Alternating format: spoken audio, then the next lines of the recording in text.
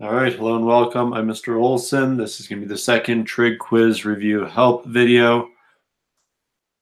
Let's go this one here. All right. So starting off with some simplifications. Simplifications generally follow the same rules as verifications. Our goal with simplifying is to get it down to a single trig operation. And it might be positive, it might be negative, it might be squared, but for pretty much all of them, we can get them down to a single trig operation. Occasionally, we need to have like another number in there or something.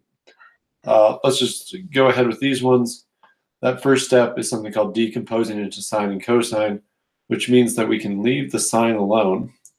We actually want things to be in terms of sine, so that's good that we have a sine.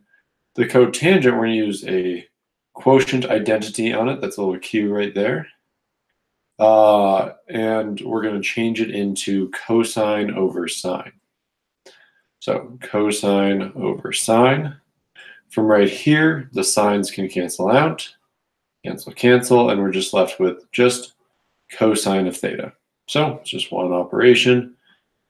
That's what we were trying to get to.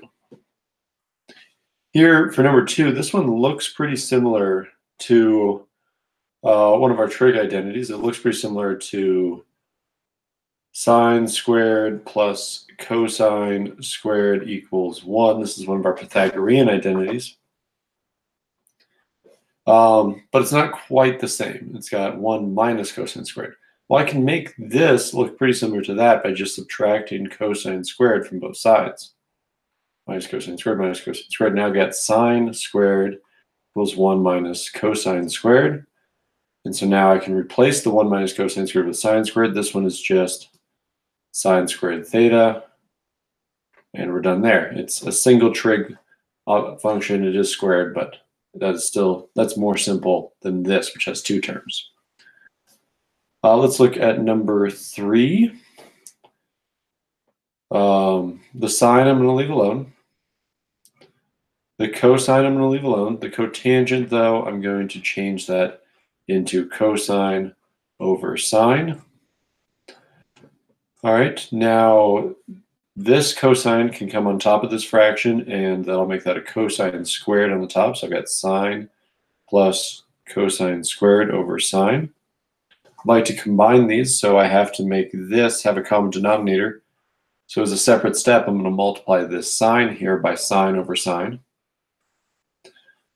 And that gets me sine squared over sine plus cosine squared over sine. I can now that the denominators match, I'm allowed to add the numerator. So I'll get sine squared plus cosine squared all over sine. Sine squared plus cosine squared, that's just 1 over sine. 1 over sine, that's the same as cosecant of theta. So that is the same for number 3. Make that clear. All right, number 4, right off the bat, I notice I can cross out a cosine, but a 1 has to stay behind on the top. I've got 1 over cotangent. That's the same as just tangent of theta, using a reciprocal identity. On these simplifications, you don't have to do the arrows with the letters on them, although they can be nice. Like what happened here, that was the Pythagorean identity. This here, that's a reciprocal identity. So I write an R, not a Q. There we go. All right, on to some of our verifications. Verify each identity and state the domain of validity. This is important. This will be one of the 2 points on the quiz. Each of these will be worth 2 points. You got to get that domain of validity to get that second point. Don't leave points on the table for something you know how to do. All right, so for the verifying, your work is the answer. You need to show your work or else you're going to get no points. So what I'm going to do is I'm going to decompose this into sine and cosine. Here I do have to write that I'm using a reciprocal identity to transform secant into 1 over cosine equals negative tangent of x. I'll just leave this side alone. This sign comes up on top. Now I've got negative sine over cosine equals negative tangent x. And that there, using a quotient identity, can be replaced with negative tangent now of x equals negative tangent of x. We finish that, so we can draw a little box. Now on to domain of validity. For each of these, I need to write the ratio it represents. Sine is opposite over hypotenuse. Secant is hypotenuse over adjacent. And tangent is opposite over adjacent. I see I've got adjacents in the denominator. And so that gives me the domain of validity of x cannot equal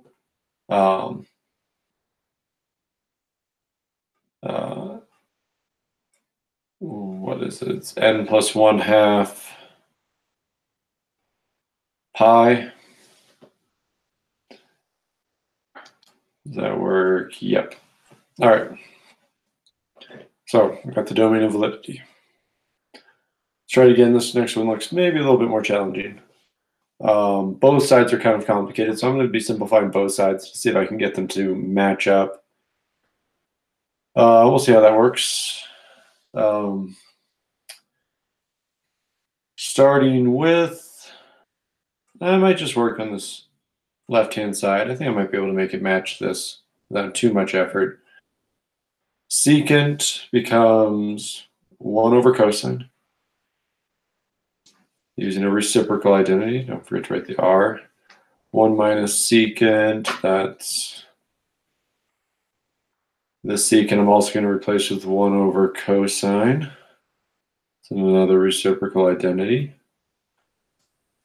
Let's distribute that 1 over cosine in here. Now I've got 1 over cosine minus 1 over cosine squared. To get these to match, I'm going to multiply this one here by cosine over cosine. So now I've got cosine over cosine squared minus 1 over cosine squared. That's the same as cosine of x minus 1 all over cosine squared of x. And that matches that there, which equals the same.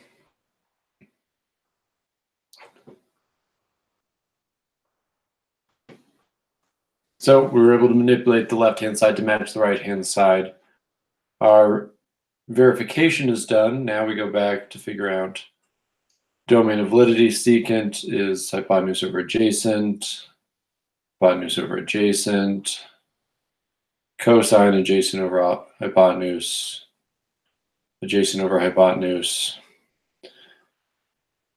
We have only adjacents in the denominators, well, and hypotenuses, but those don't matter. So just the adjacents, that gives us the same domain of validity as the one above it. X cannot equal n plus 1/2 pi. Somewhere in your paper, maybe at the very top, just write n is an element of the integers, and it'll count for the whole paper. All right. Explain why the domain of validity of secant equals cosecant times tangent is all real numbers except x cannot equal n pi over 2 when n is an integer. We don't need to verify the identity. So here's how I would do this. I would explain it.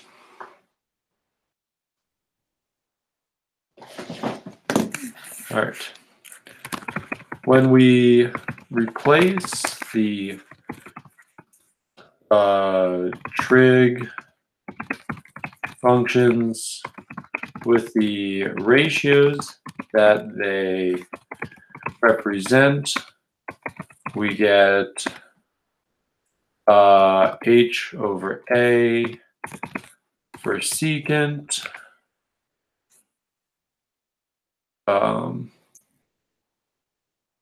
Let's see, we get h over o for cosecant, and O over A for tangent.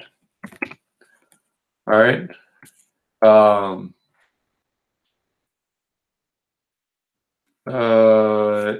If the denominators of any of these fractions becomes 0, then we will be dividing by 0, which gives us no solution. All right. The angles at which this happens is 0 and pi when the adjacent is 0. Wait, at those angles the opposite is 0.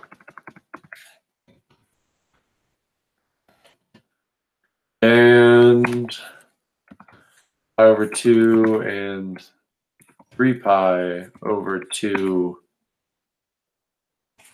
when the adjacent is 0.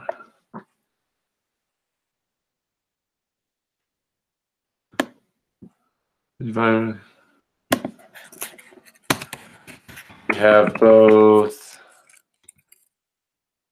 O and A in the denominators.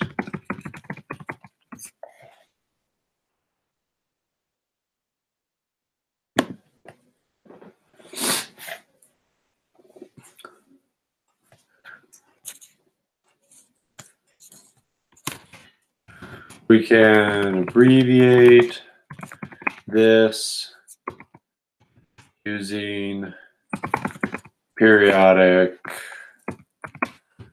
notation. I think that's what that's called when you use the n, and the n is an element of the integers.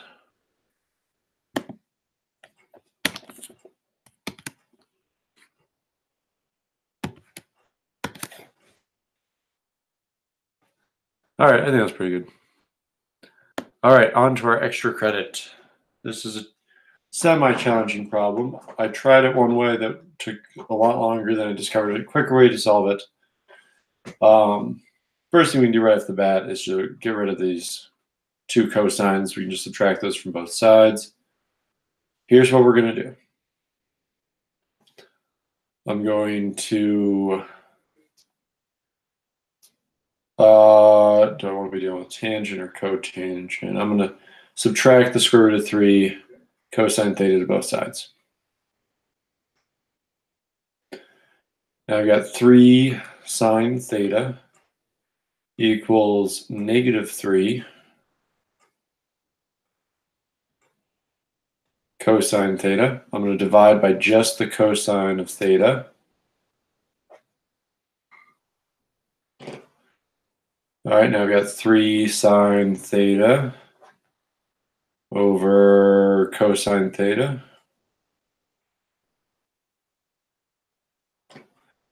Equals negative square root of 3. Divide both sides by 3 to cancel that 3 out. And the sine over cosine, here's the trick. We use a quotient identity. We just rewrite that as tangent of theta equals negative square root of 3 over 3. All right, so that's just like kind of part 1 of this whole thing. Is getting it down to this. Now we got to do the inverse tangent of both sides. And the thing about this is that this doesn't look like the side lengths of a special triangle, but it is the side lengths of a special triangle if we change them by a factor of the square root of 3. Let's see, what do I want to do to kind of... I want to change this fraction here before I take the inverse tangent of it. what I'm going to do is I'm going to multiply the top and the bottom by the square root of 3. So I get negative 3 over 3 root 3. And I'm going to cancel 3 from the top to the bottom. So this is the same as negative 1 over the square root of 3. Now that does match a special triangle. All right, so this is tangent. So this should be an opposite over adjacent. I need to draw triangles into where tangent is negative, which is going to be this S and this C. The opposite needs to be negative 1. The adjacent is the square root of 3. So that's not a negative 1. That's a positive 1, making this the negative square root of 3. And then down here, it's 1. And the square root of 3. The 1 is negative there. This is our 30, 60, 90 special triangle. So if that's 30 in there, that angle out there is 150, which is the same as 5 pi over 6. And to write all of our solutions, this next one is just pi away, so all of our solutions would be 5 pi over 6 plus n pi. All right, we'll call that good for this video. See you later.